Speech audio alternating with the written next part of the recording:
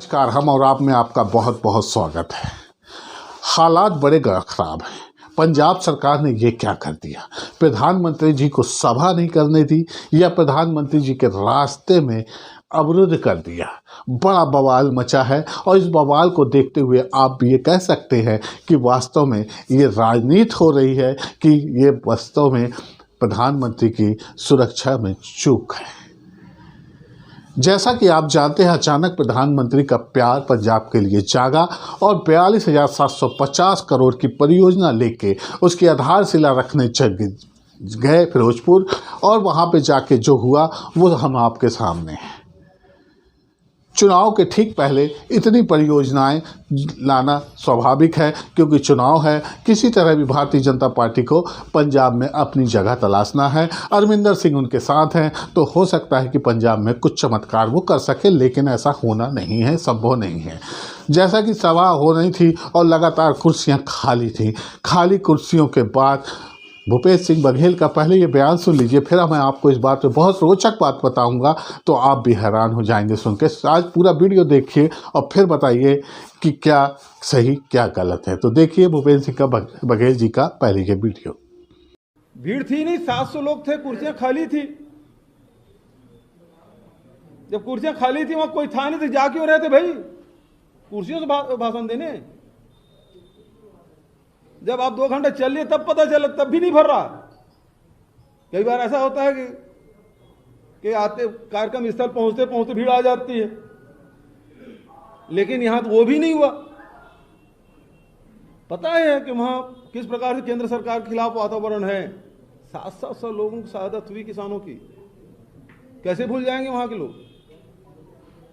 Video देखने के बाद जैसा कि उन्होंने दावा किया कि खाली कुर्सियां थी, 500 से 700 लोग देख लिया गया था, तो वहाँ क्या जाएंगे सभा करने।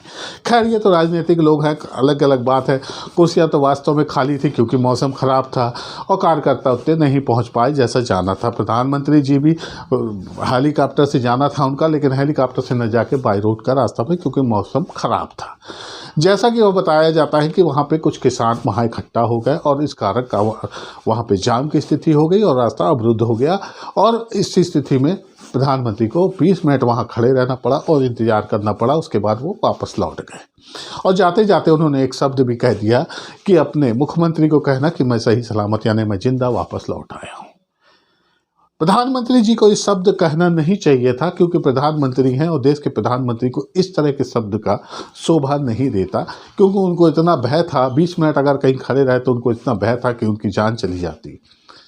देश का प्रधानमंत्री और उसके साथ एसपीजी, सुरक्षा, तमाम केंद्रीय जांच एजेंसियां, तमाम लोगों की नज़र रहती है। ऐसी स्थिति में प्रधानमंत्री वहां से इतना भयभीत हो गए कि वहां से उन्हें जाना पड़ा। दरअसल जो अंदर की बात है वो ये निकल के आती है कि सभा स्थल पे पब्लिक थी ही नहीं। जनता को वहाँ पे जो श्रोतागण है, जिनके लिए लाया जाता है, नेताओं को भाषण देना होता है, तो सामने सीटें भरी होती हैं, दरअसल वो सीटें खाली थी। ऐसी स्थिति में करते तो क्या करते? जैसा बताया जाता है कि बाई रोड करीब 110 किलोमीटर जाना था। 110 किलोमीटर में जिस तरह से थोड़ी बहुत चूक, अब ये नहीं कहता मैं, लेकिन हाँ, पंजाब पुलिस की कुछ गलतियां हैं, लेकिन जहाँ तक कुछ बातें पता चली और किसानों से जब चर्चा हुई तो वहाँ भी ये बात पता चली कि किसानों को इस बात का बिल्कुल इल्म नहीं था कि इस रोड से प्रधानमंत्री आ रहे हैं। वहाँ पे जब किसान अपने प्रदर्शन के लिए जा रहे थे, तभी उनको पुलिस ने रोका और आगे जाने से मना कर दिया। और मना करने के बाद जब उन्होंने कहा कि कारण बताइए किस लिए मना किए, तो उन्होंने ये बताया कि इस रास्ते से प्रधानमंत्री आ रहे हैं। ऐसी स्थिति में और जिस हिसाब से प्रधानमंत्री जी ने कहा, वो बेहद ही अफसोसजनक बात है। और उसके साथ साथ अब एक योगी जी का ये भी भाषण सुन लीजिए। योगी जी से ने अपने क्या वक्तव्य दिया, उसके बाद मैं आपको आगे की बहुत ही रोचक बात बताऊंगा।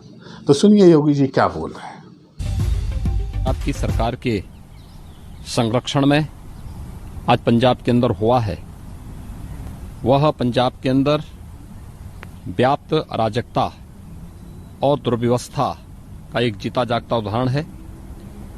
कांग्रेस शासित पंजाब की सरकार को देश की जनता से इस बात के लिए माफी मांगनी चाहिए कांग्रेस सदैव से इस देश की संवैधानिक व्यवस्थाओं की अवमानना करती रही है। अब योगी जी का ये कथन आ गया है तो आप ये समझ सकते हैं इसमें टोटल हो रही है राजनीति। किस तरह प्रधानमंत्री को प्रमोट किया जाए, किस तरह जनता के बीच में प्रधानमंत्री की, खासतौर से पंजाब की जनता के बीच में प्रधानमंत्री जी के स्थान बनाया जाए, किस तरह भारतीय जनता पार्टी वहाँ पे अपने कदम रख सके, क्योंकि वहाँ पे स्थिति बहुत ही खतरनाक है। भारतीय जनता पार्टी का वहाँ झंडा नहीं कर सकता। भारतीय जनता पार्टी की स्थिति ऐसी खराब है, किसान आंदोलन को लेकर वहाँ के लगभग लोग नाराज हैं। और जिस तरह पंजाब सिख, खासतौर से पंजाब के लोग, और जिस तरह वहाँ सिख समुदाय को अपमानित किया गया, सिख समुदाय को खालिस्तानी और न जाने क्या क्या कहा गया, वो लोग भूले नहीं हैं। और 750 लोगों की जो मौतें हुई इस आंदोलन में, वो भी भुलाई नहीं जा सकती।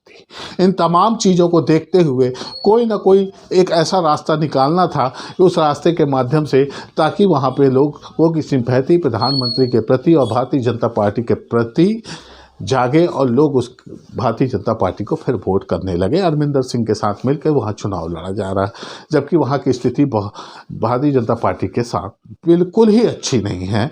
अगर ऐसी स्थिति में जो भी हो रहा था, जो भी हुआ, उसकी तो जांच होगी।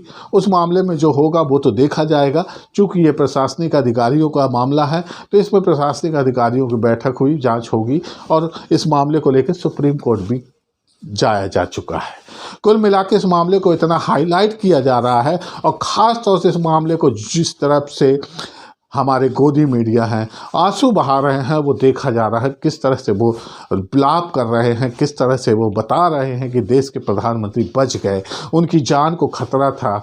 ऐसा कुछ होता तो इंटेलिजेंस पहले इसकी खबर कर देता है, लेकिन चूँकि जनता को बेवकूफ़ बनाना है, जनता के प्रति ये बताना कि उनके प्रधानमंत्री जी आपसे मिलने आ रहे थे और लोग उनकी हत्या करने के लिए, और लोग उन्हें मार सकते थे, ऐसी स्थिति। और कौन लोग मार सकते थे? वही किसान, जिन किसानों को लेकर ये कभी आंदोलन जी भी कहते रहे, तो कभी इन्हें आतंकवादी, उग्रवादी, न जाने किन किन नामों से नवाजा गया।